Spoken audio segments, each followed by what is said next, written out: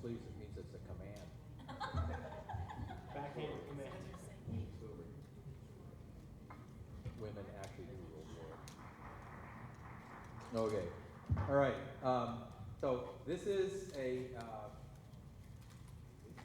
this is actually kind of an interesting session from the point of view of it comes up in the context of many businesses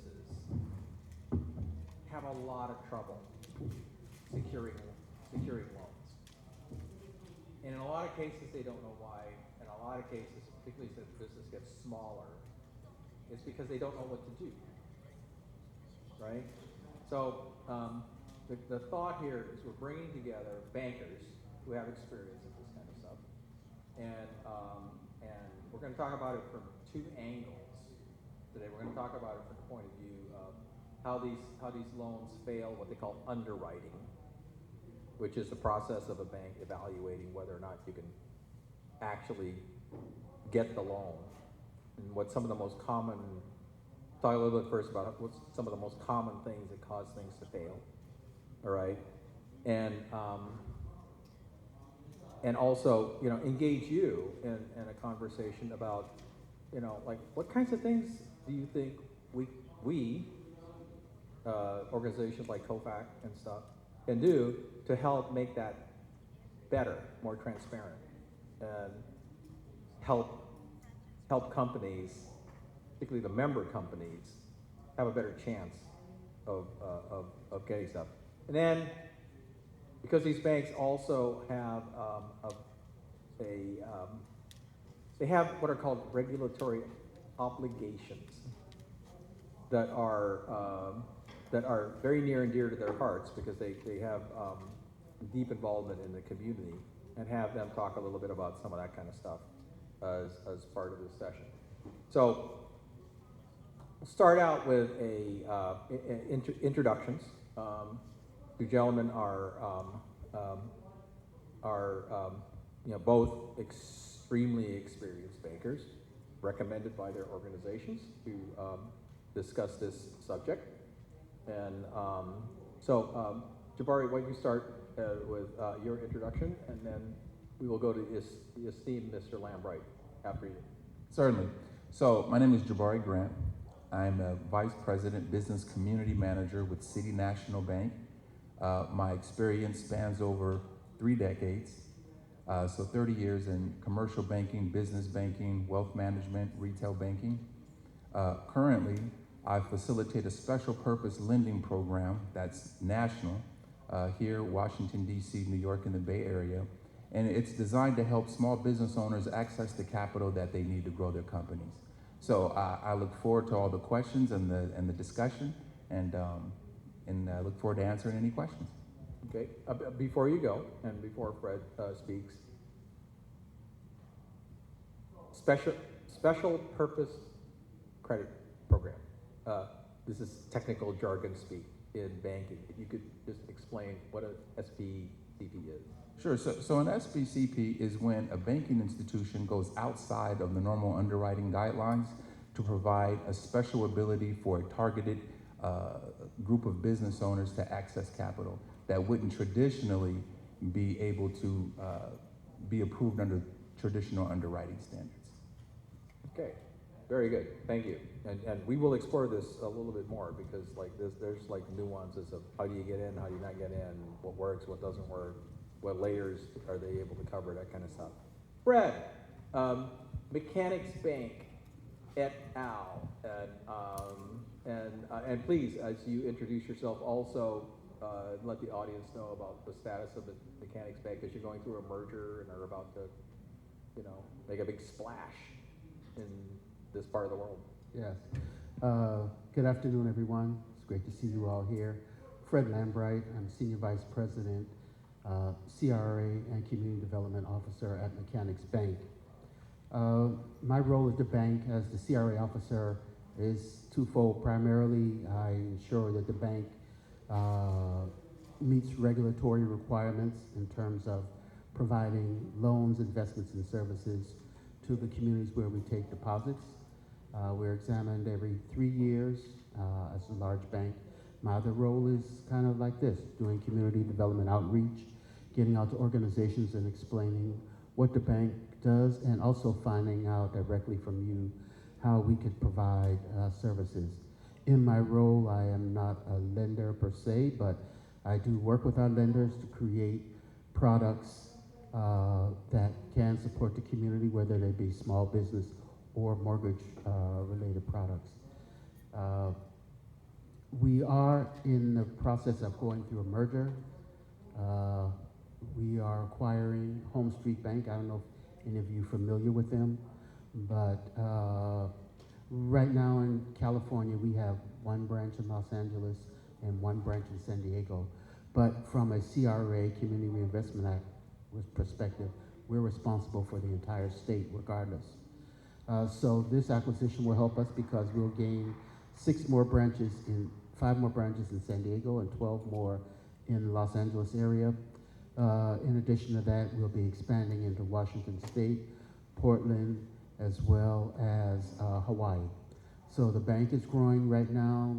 We're at 23 billion in asset size, which is no comparison to City National and Chase and some of the other larger banks.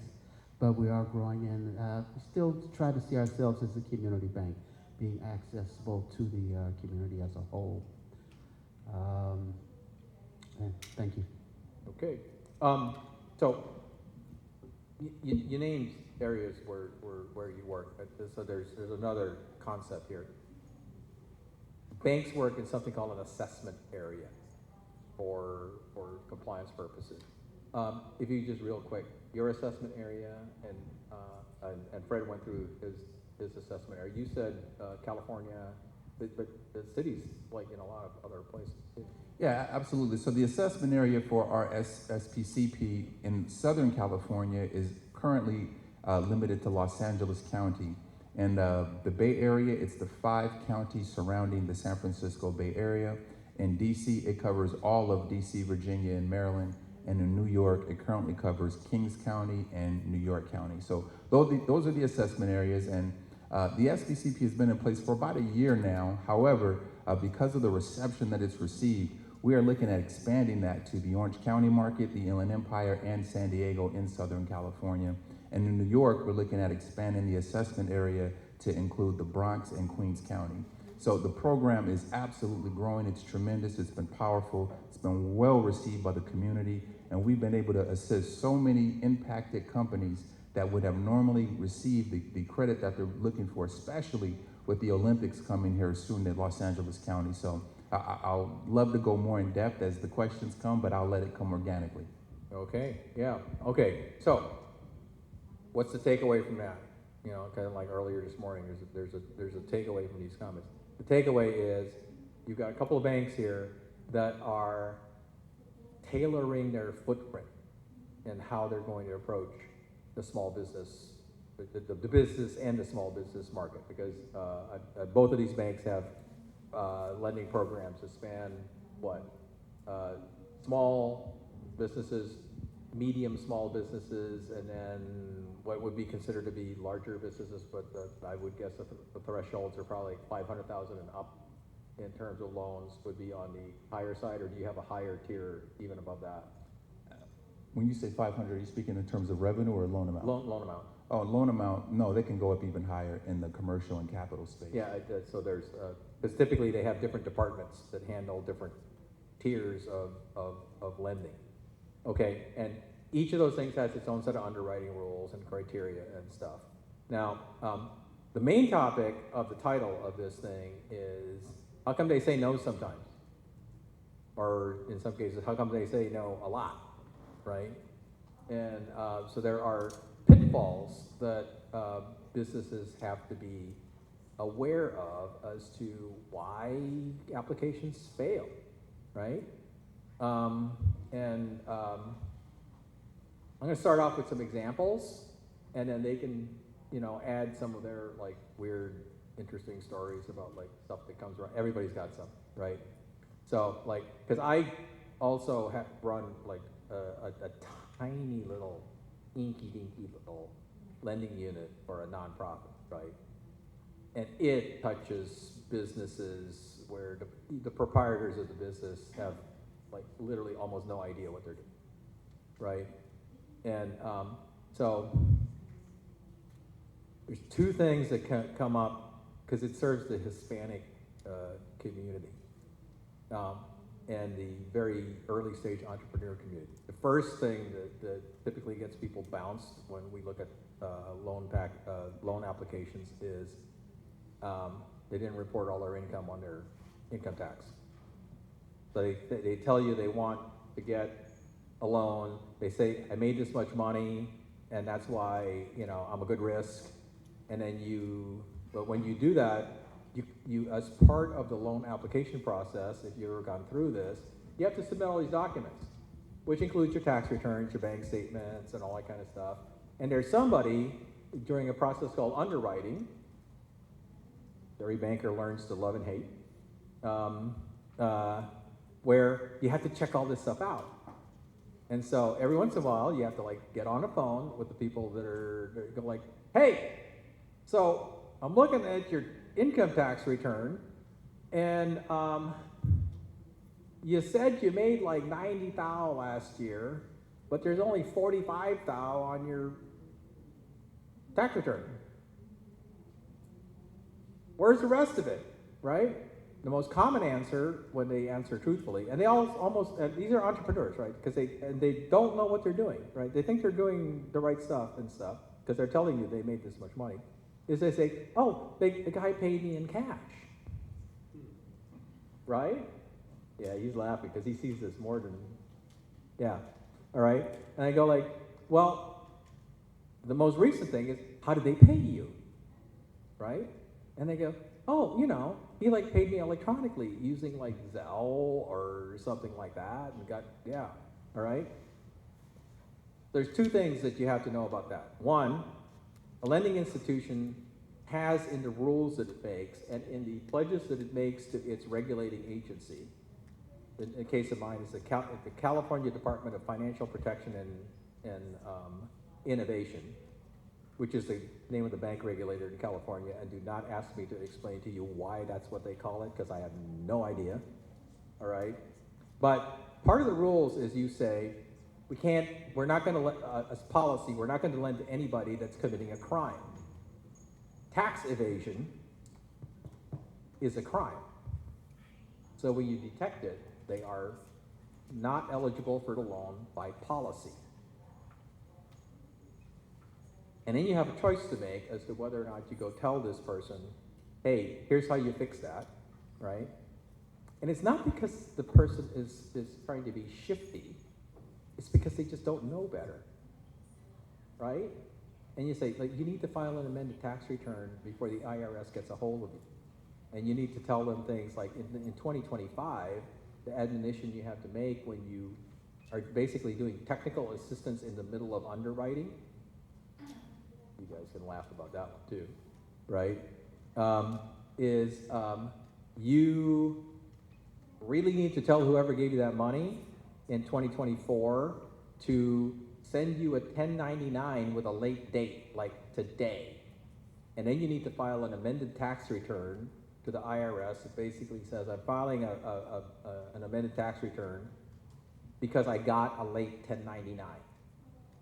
And that means I understand that in order to be truthful, I'm now reporting what I have because I now have documentation on that money coming in. Even though you full well knew that you weren't, but you need to come clean because every banking institution or every lending institution that is credible will pick up on that and you will be ineligible anywhere. Okay? That's an example of something that can go wrong. It's not because the person's being bad. In a lot of cases, it's because they're like this entrepreneur that thinks like if somebody pays you in cash, it's like tips, right? Most lenders give allowance for tips. But if you're getting Zelle payments, the other thing you gotta tell them is in 2025, the US government is using artificial intelligence, and there was a session on AI earlier today. It's using artificial intelligence to track all transactions over 500 bucks. And if you're making, you say you're missing $45,000 a year off your tax return, you're way over 500 bucks. We can all agree on that, right? And their systems are going to pick up on it. And they want the money because death and taxes, right? So, what does that mean? It means that if you're an entrepreneur, you need to make sure that you understand you have obligations. That if you want to get a loan, you have to do things within the law, or the lender has no choice. Okay? There are others, and I'll let these guys go into some of their cases. But they also have restrictions in that they're like minimum credit quality scoring and all that kind of stuff. They're called the 5 C's of lending, right? And they're like criteria that everybody has to use in order to do stuff, which most banks have the same. The 5 C's mean the same stuff, except for some banks that only have 4 C's, and then they have a 5th thing that is actually not a real 5th thing. But they have criteria, and they have to follow them. The biggest banks have the most rigid criteria. As you start to get into smaller banks, they have more flexible criteria. And then as you start to get into like these tiny little specialty lenders, they have more flexible criteria, all the way up to some tiny lenders will be able to say, you don't really need a loan right now. What you need is a grant, right, to get you through this. But even then, you can't actually give a grant to somebody you've detected is doing something illegal, right? So you got to clean all that stuff up. All right. Other things that people have seen that can cause problems when you make a loan application, Well, I'm going to go back to the scenario that you just gave. And as a business community manager, I like to deal with the community, right? A lot of community are small business owners. So typically small business owners are going to be everyday people. So I really like to converse in everyday talk, right? So we can just have a conversation here as friends, okay? I'm not here to tell on you about when it comes to evasion, and we're going to stay away from that. We'll call it tax strategy, right? I'm going to tell you from an underwriting perspective why your tax strategy will not lend to your desire in acquiring capital. Here's why. So let's imagine, you made $200,000 in revenue, but you want to reduce your tax exposure, so you want to write off additional expenses, right? You're going to run your net income right into a net loss. Here's the problem. Now you come to the bank, you just acquired a contract for the Olympics, right? You need $250,000 to service a $2 million contract that you just received. However, you just wrote off all your revenue down into the negative, right? Well, congratulations, you just saved $30,000 in taxes. But what you did to yourself was you prohibited yourself from receiving a $250,000 line of credit. Now take that $250,000 and multiply it times your ROI. That's how much money you really lost. So you were being penny wise but dollar foolish. Don't trade dollars for pennies. Don't do that. Pay the taxes. That's a good problem. Because if you're paying taxes, that means you have increased revenue. And with increased revenue, it puts you in a place where you can leverage the bank's money to continue to stack that revenue. Now, here's the key component that leads to that tax strategy that's inefficient. One, oftentimes CPAs will do that for you because whoever can save you the most money in taxes is the person you look for. But that's actually ill advice. You don't want to do that. You want to go to a person that's going to make you bankable. And then you want that tax person to be able to work with your business banking relationship manager. Now, if your business is so small that your bank thinks you don't warrant a business bank relationship manager, you need to find a new place to bank. You need to find someone that's going to help you build your small business ecosystem. What does that mean? A small business ecosystem is a group of consultants that helps you win. That includes your tax person, your bookkeeper, it includes your legal person, it includes your business bank relationship person. So that when you go to your business bank relationship manager, they should be able to help you map out your short-term and long-term goals. Now, if your tax strategy doesn't lend to those goals, then you have a weak link in your business ecosystem. So the goal is here. Find out how much you need in financing for the next 2-3 years. What are your plans? What are your goals? and then find the median in between tax strategy and bankability. You can acquire that through a good small business ecosystem. That's the first place to start, okay? Now, again, when you misappropriate I'm not gonna say misappropriate, let's get away from that word too. We're not gonna do that, okay? But when your tax strategy doesn't lend itself to your business growth, you are shooting yourself in the foot. And Dennis spoke about the 5 C's of credit. One of those 5 C's is the word capacity, which what banks look for, which capacity simply means your ability or your business's ability to repay the debt that you are asking for. If your business financial statements don't say that you can pay for a $500,000 loan, you're not gonna get it. And if you do get it, it will likely be from a predatory lender who will charge you exorbitant interest rates and fees, which eats right into your bottom line. So making sure that your business is well capitalized or well leveraged is gonna be important, but you can only do that by keeping good, sound financial records. Because what will happen is if you keep acquiring capital or even the wrong type of capital, you're going to have an over-leveraged balance sheet. That means the amount of debt that you have will outweigh the assets, and you will not be bankable as your business grows from a small business to a mid-sized business to a middle market business. So a good strategy, one, find and build a good ecosystem, which includes a business bank representative and your tax person. Have those two work together in your favor so that you get a tax strategy and lendability. Yep. It's called lending service capacity. And there's a ratio, every bank has a ratio for it, right? Correct. Can you say that first part again? I don't know what I said, brother. This is evangelism, man. It's You might like, have to find someone to reduce your taxes because now you're not bankable because now you're trying to get money. So, no, I said oftentimes one of the pitfalls that business owners make is they choose a tax person that saves them the most in taxes versus ones that puts them on the right track to get lending. So rather than choose a tax person that's just simply going to reduce your tax exposure, get someone that works with your banker so that they can work in court in accordance with one another so you can get the capital that you need and you benefit from the tax strategy. yeah, the way that works is, yeah, you'll get accountants that will tell you, okay, you need to ramp up your expenses on the business to the point that your expenses equal your earnings and you wind up with a 0 net profit, right? Now, there are Fortune 500 companies try to shoot for numbers like that because they want to, reduce their stuff. But you're a Fortune 5 company shooting for what is called a earnings before interest, taxes, and other stuff, right? They already have enough money in a bank that on their income statement it doesn't really matter. But when you're a small business, it does matter because your lender is looking to go like, hey, how much money does this business retain a year that if I gave them a loan would have the capacity to service the payments on the loan that I just gave them, right? And the typical ratio is like 1.25, right? That is typically when you find it in academic texts, it's like 1.25.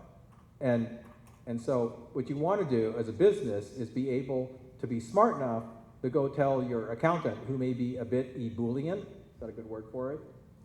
Or like eager, and say, no, I want to be able to get loans for my business to grow it. So I want you to make sure that my books show this much available money that off of my income statement that says I have the money to take on debt. Because that's what the lender is going to be looking for. Does that make sense? Yeah, okay, yeah, so that's a very important point because these are you get a lot of accountants, the green eye shades, the chain smoking, yeah, I know, yeah, we're Filipinos here, right? Green eye shades and chain smoking accountants are like classic, but I used to work with some of those kinds of people. It's recorded, right? Yeah, no. But they try to squeeze the lemon dry, right? That's not necessarily going to work in your favor if you're trying to expand your business and you need, you know, $50,000, $100,000, $200,000 worth of stuff, and you're going to borrow it, you know, between 6 and 13%, depending on what kind of thing you're doing.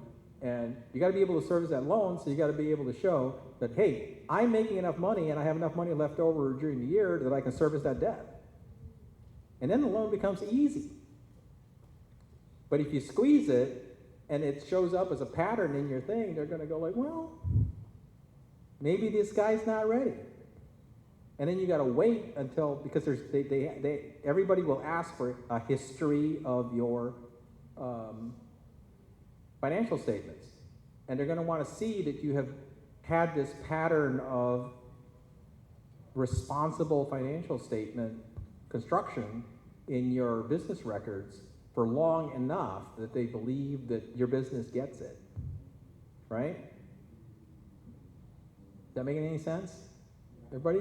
You know, like, okay. I mean, and there are other things. Brad, you got a favorite example? Yeah, I do. Actually, there's an organization or a small business in Oakland. It was a family-run business for many, many years, but it's a bar restaurant, just to give some context.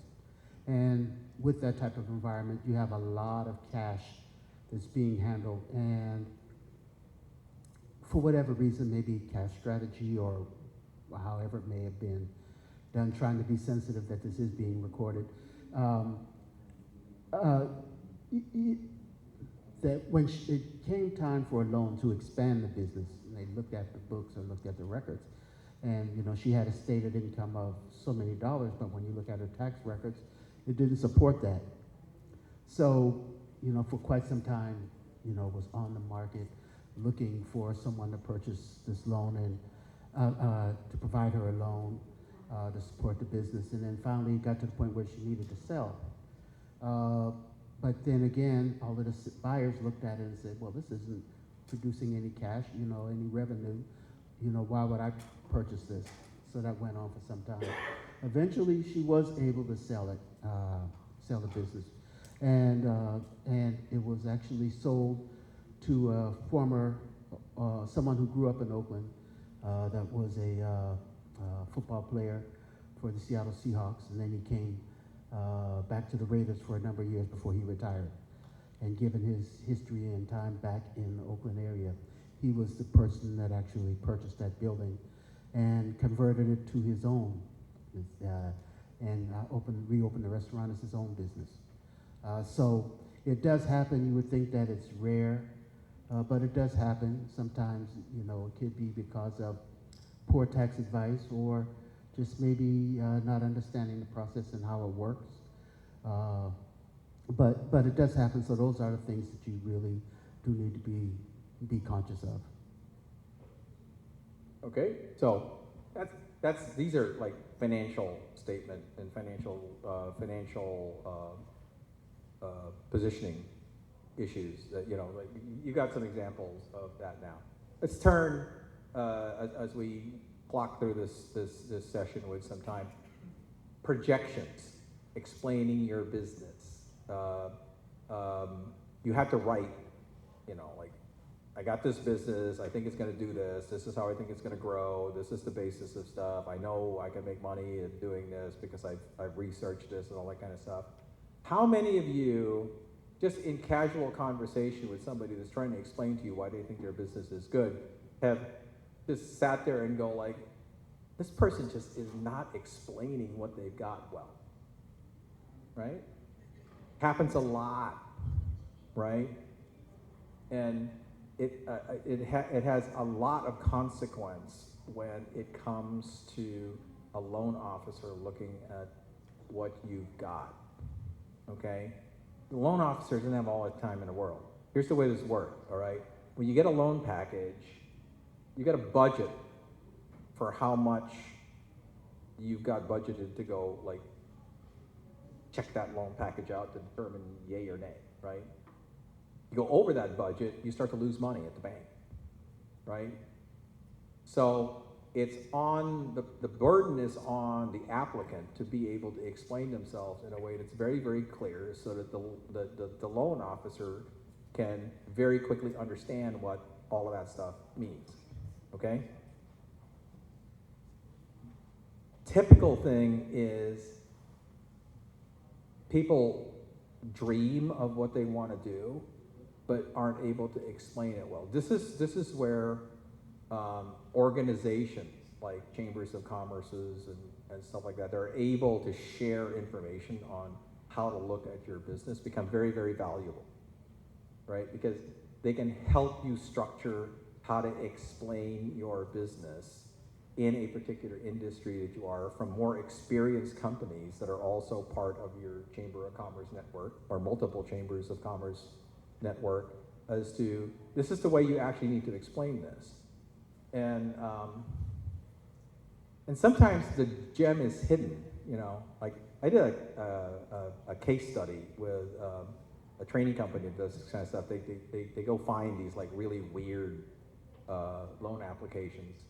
And so it's like the particular case study was like this girl that thought she could sell beer and ice cream out of the same store with video games, right? And people rolled their eyes in it because there are like multiple lending institutions going like, whoa, yeah, that's a thing. But you had to read through this stuff, and it wasn't very well written on purpose because it's a case study. But hidden in the case study was the fact that this person that was the applicant had worked on these kinds of businesses, successful examples of these kinds of businesses, where dozens of these kinds of stores were set up in a separate city, and they all worked because they put them around colleges where people like to drink beer and have ice cream and play video games, right? So they knew what the market they were going after was, but we're just stating it badly, right? And their financial projections were actually okay, but how they stated they were going to manage it, they were going to rely on friends and stuff. So they didn't have a really good management, an explanation of how they're going to manage the business.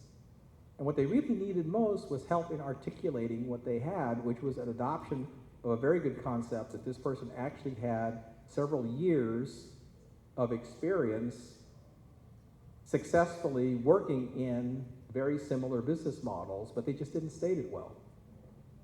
So if you're taking a business to a bank, you gotta say, like, how do I make it easy for people to understand what I'm doing, right? And that takes a little bit of work. Today, you have tools like artificial intelligence where you can plop in, random pieces of what you think you've got, and it'll like create take all these things that I think I've got, get yourself a paid version of ChatGPT, and go like using, and this is the important thing, using only the information that I put in here, create an explanation of this business in 500 words or 1,000, 500 to 1,000 words, stuff like that, and tell me what I'm missing. And AI these days is actually able to produce something for you that you can use. Don't just send that in just the way it comes out, right?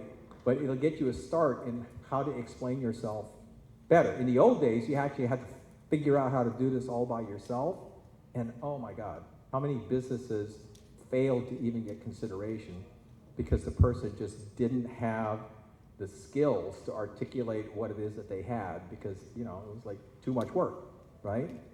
Today, there are much more tools to help doing that, and you still have to do some work. There's no substitute for actually knowing what you're doing, right? But that is a big hurdle because it cuts against the total amount of dollars an institution has budgeted to look at your application. I don't know if the other guys have some examples of those kinds of, bad projections, bad articulations of business model, that have gotten in the way of things, but if you do, you know, if you have any to share, please do.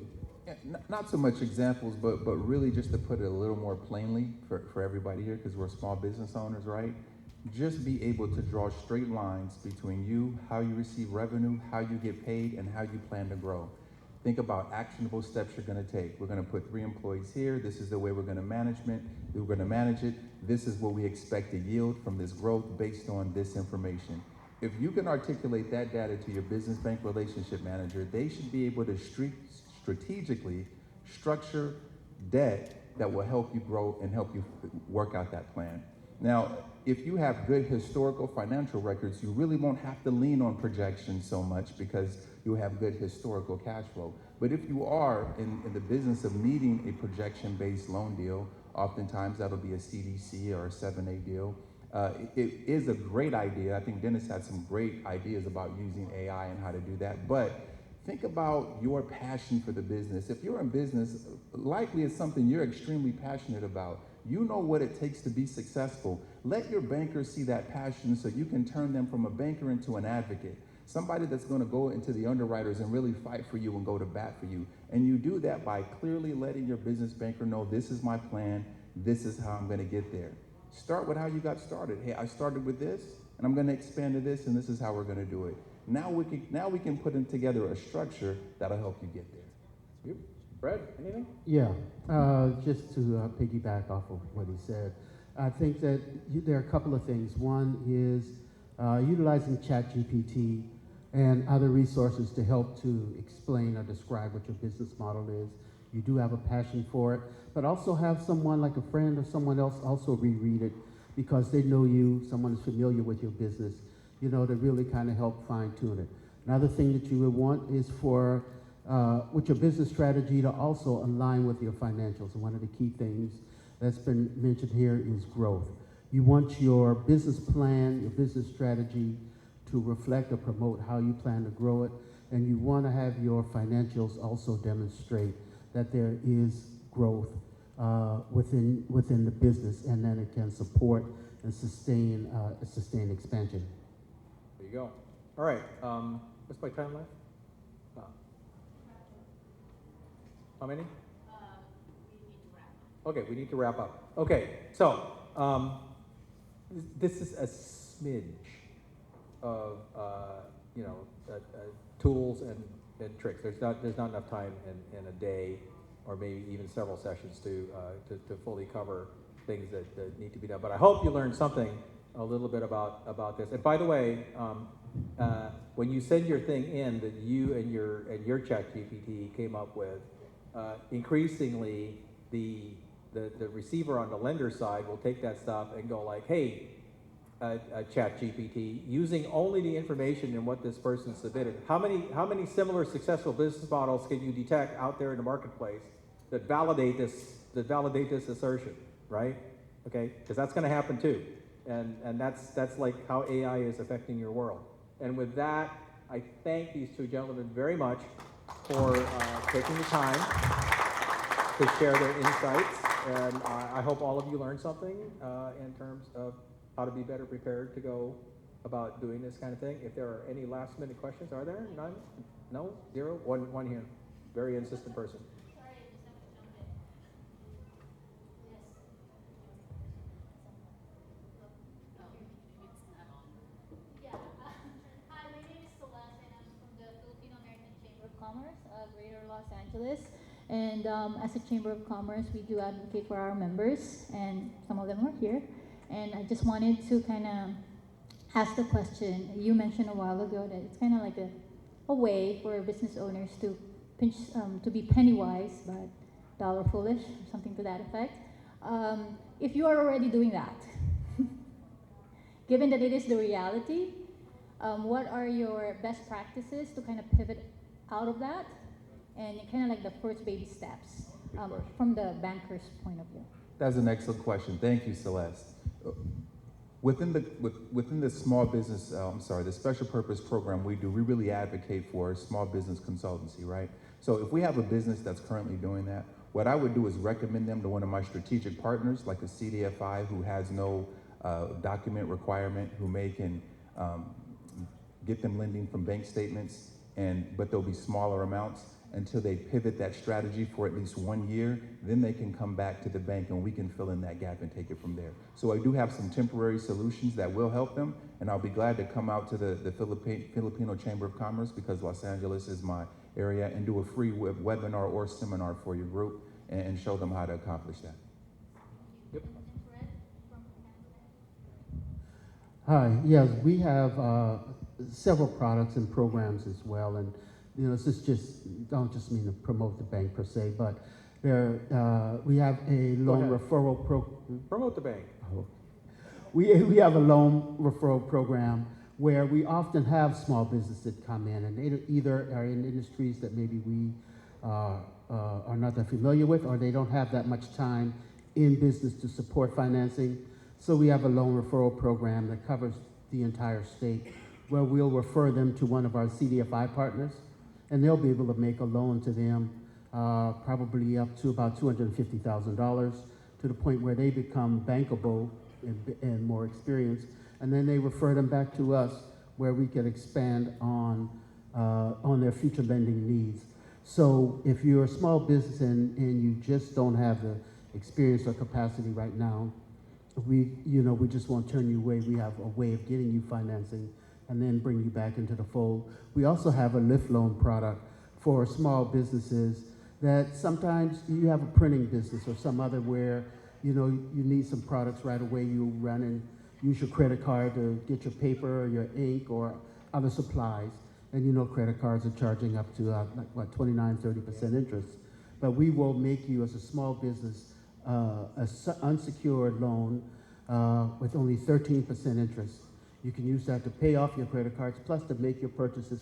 It's a term loan up to 3 years, regular payment. It's non-revolving, like a credit card loan would be.